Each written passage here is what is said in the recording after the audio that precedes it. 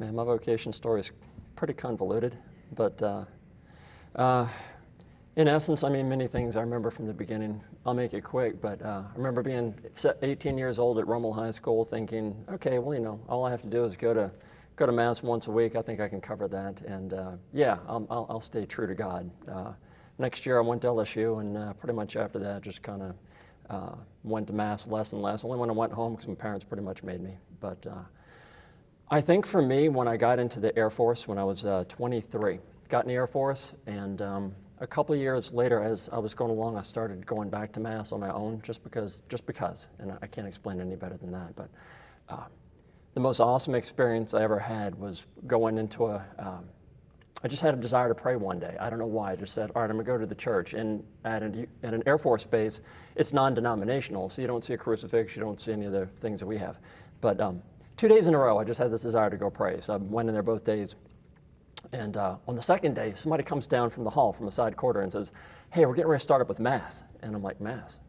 Wait, this isn't a holiday, so okay, you know. So I went and checked it out. And anyway, that was the beginning, because for me, I walked in, there were 30 people in there were 31 chairs, and I felt so welcome. And by the time the Mass was over, I felt like, my God, this is what Mass should be. This is what Mass was meant to be. I mean, everybody's participating. Everybody just loves being there. Everybody was singing. Everybody, it wasn't a charismatic group or anything. It was just, everybody was just in love with Christ.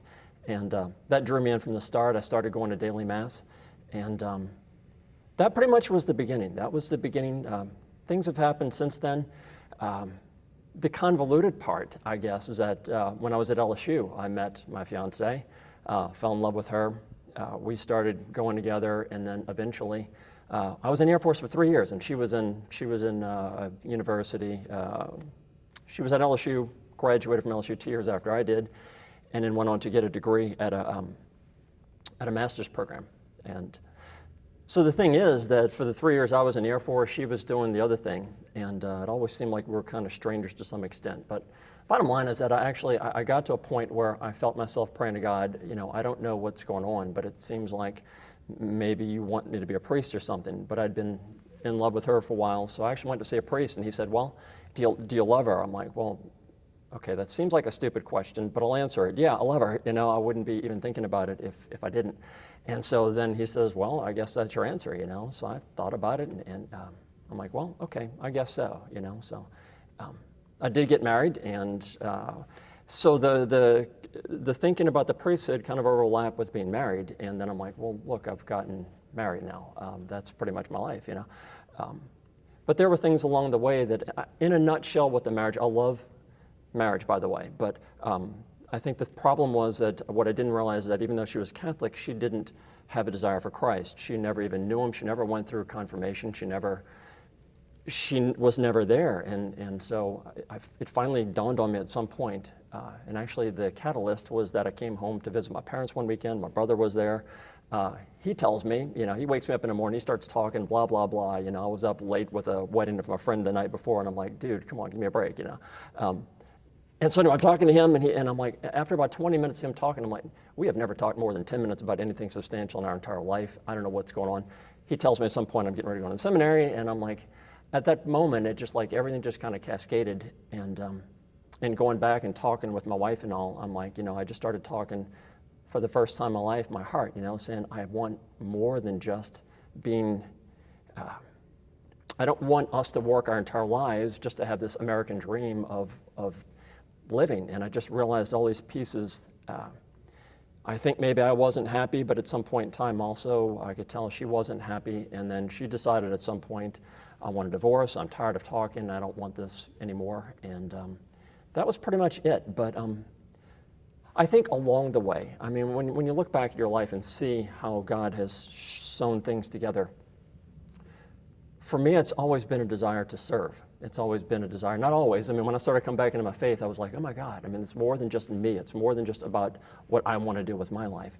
And I believe, and I've been in the seminary now, I'm in third theology, which means I've been in the seminary for about 5 years. I actually took 1 year off last year to make sure, because I started having desires to be married again. And I think at its core, it's wanting to be cared for. It's wanting to be loved. And it's real, and I love marriages, especially the way God made them.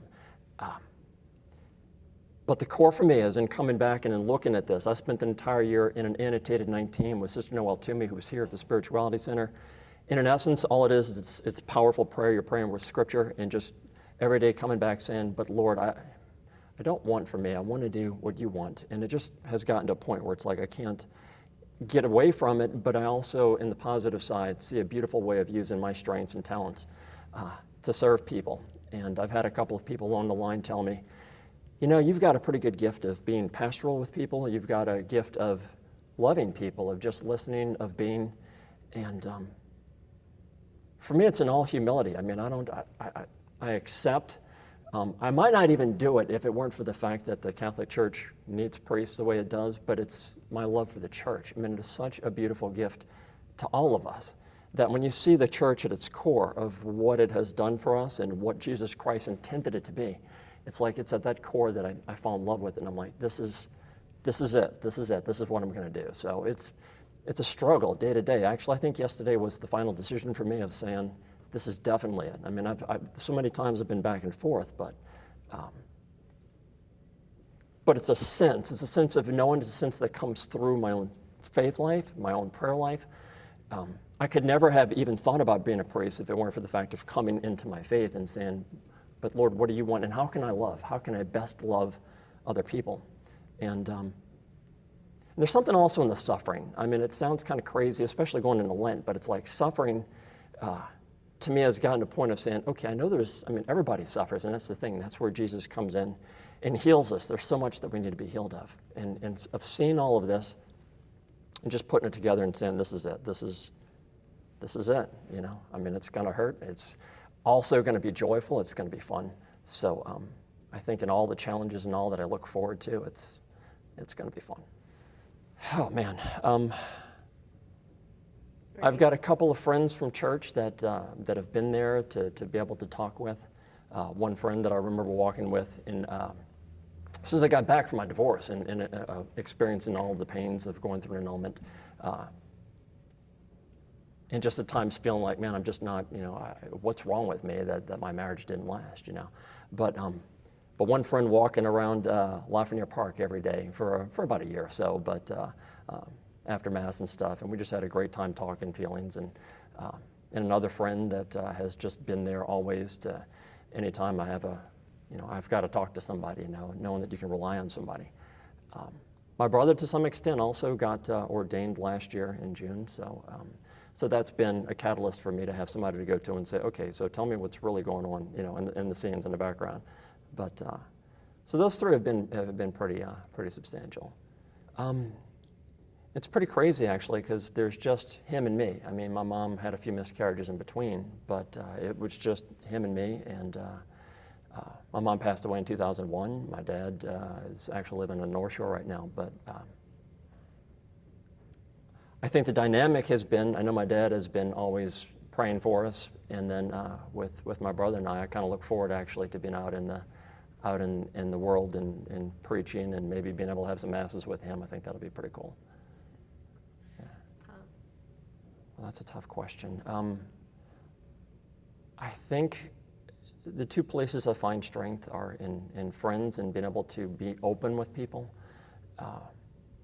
That's always difficult. You can't always be open with everybody, but for the people that can really listen, to hear people affirm and say, well, you know, I mean, what I hear you saying is that you know it's going to be tough, but you're in love with it. So that's one. And the other is the piece of prayer. It's the piece of being in, and not just being in prayer, but just a peacefulness of feeling like, yeah, this is it. And really being open to God. I know that that's a key. I know that that's a key, being open to God and welcoming Jesus into my life has been huge. And that's, you know, I think at its core, when I really look at it, it really all comes back to Jesus. And when I see our Lord on the cross and what he did and why he came down for us, that is the core of what has helped me to get to this point. I know it.